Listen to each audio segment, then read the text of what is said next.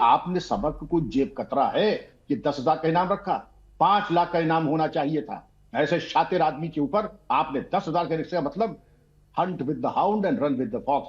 दिखाओ ये कि हम बहुत कर रहे हैं, करा धरा आपने कुछ नहीं।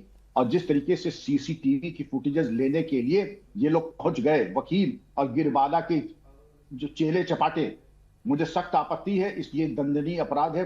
पुरानी आईपीसी का 201 और वर्तमान भारतीय न्याय संहिता का 234, 238 इस धारा में गिरिबाला और ये सब वकील मुलजिम हो जाते हैं।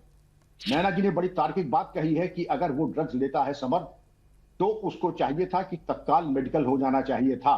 लेकिन आप बेफिक्र रहिए, पुलिस के पास ऐसे टूल्स हैं, वो पता लग जाएगा कि वो कौन सी ड्रग्स खाते थे, कितनी खाते थे, लेकिन अपने पे आ जाए। वर्तमान जो आपने जितनी बातें बताई, गिरिबाला जी ने कभी पुलिस को फोन नहीं किया। 46 फोन जो किए, किसी के घर में मौत हो जाए और वो पुलिस को 112 को फोन नहीं करेगा, सबसे पहले वही करेगा। और आपने अपने लोगों को फोन किया जिससे कि आपके भागने के रास्ते बन जाए। तो गोनिका जी, मुझे पूरे चीज में ही ये कोई चीज, न पुलिस के रोल को भी मैं बहुत आपत्तिजनक मानता हूं, गिरिबाला के रोल को आपत्तिजनक मानता हूं, और इनके ऊपर शक की नहीं, निश्चित अगर गहराई से सीबीआई विवेचना हो जाएगी तो इनको जवाब देना मुश्किल पड़ जाएगा। विक्रम जी, मैं जिस तरीके से आप कह रहे हैं कि ड्रग्स जो लेता था वो पुलिस पता लगाएगी, लेकिन पुलिस की भूमिका पर ही तो सवाल खड़े हो रहे हैं। आपको लगता है कि अगर इस केस का ट्रायल एमपी की जगह, भोपाल की जगह वहां से बाहर हो, यानी कि दिल्ली हो, सीबीआई के हाथ में हो, तो कहीं ना कहीं फेयर इन्वेस्टिगेशन होगा? क्योंकि पुलिस की भूमिका को लेकर परिवार के लोग सवाल उठा रहे हैं।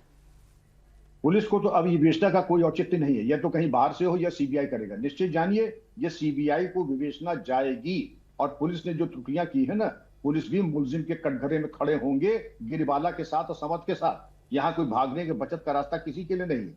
मेरी समझ में ये नहीं आता, आप याद करें सुशांत सिंह राजपूत के केस में भी अभी लाश उतरी नहीं और ये कह दिया ये आत्महत्या है, और आपको सारी दुनिया चीख चीख के कह रही है। अभी आपने पोस्टमार्टम कराया नहीं, आप कह रहे हैं आत्महत्या है। विवेचना अभी शुरू नहीं, आप कह रहे हैं आत्महत्या है। मेरी समझ में नहीं आ रहा, पुलिस कमिश्नर रैंक का अधिकारी ऐसी गैर जिम्मेदाराना बात कर कैसे सकता है? जिस विवेचक ने जो फंदा था छोड़ दिया, आपने निलंबित नहीं किया। एफआईआर में डिले हुई, आपने उसको निलंबित नहीं किया। इसका मतलब आप गंभीर हैं ही नहीं सच्चाई तक पहुंचने में। ठीक है अमर जैदी जी, इस केस में अब सुप्रीम कोर्ट की एंट्री भी हो गई है। हाईकोर्ट से तो परिवार को रिलीफ मिला ही, दोबारा पोस्टमार्टम के लिए हाईकोर्ट ने परमिशन दे दिया, सुप्रीम कोर्ट ने सो मोटो लिया है। बहुत कम केसेस होते हैं जिसमें सुप्रीम कोर्ट स्वतः संज्ञान लेता है कि मामला इतना ज्यादा हाईलाइट हो गया, 12 दिन हो चुके हैं, यही तक पता नहीं है कि ट्विशा के साथ क्या हुआ, ट्विशा की बॉडी किस तरीके से रखी गई। परिवार वाले बार बार कह रहे हैं कि उसे -80 में रखना चाहिए, वहां पर सिर्फ -4 में रखा गया है, रखने की कंडीशन सही नहीं है। तो सुप्रीम कोर्ट को एंट्री करनी पड़ रही है। अब सुप्रीम कोर्ट में मामला आया है, आपको लगता है कि अब परिवार पूरी तरह इस बात से सुनिश्चित हो पाएगा कि उन्हें इंसाफ मिलेगा? देखिए, ये तो सबसे अहम बात है कि परिवार को पूरी तरह से संतुष्टि हो और इंसाफ मिले।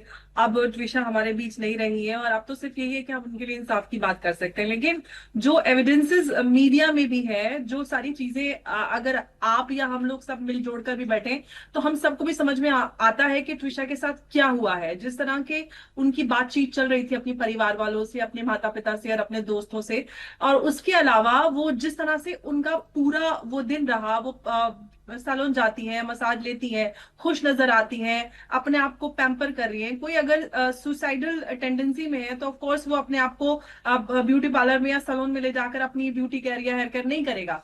वो इस तरह की हम सारी चीजें समझते हैं। और प्लस जो सर ने बात कही है वो ये कि जो रेजिस्टेंस रोक थी वो कहाँ है, अभी तक वो नहीं मिली है। पूरा जो क्राइम सीन था उसको पूरी तरह से डिस्ट्रॉय किया गया।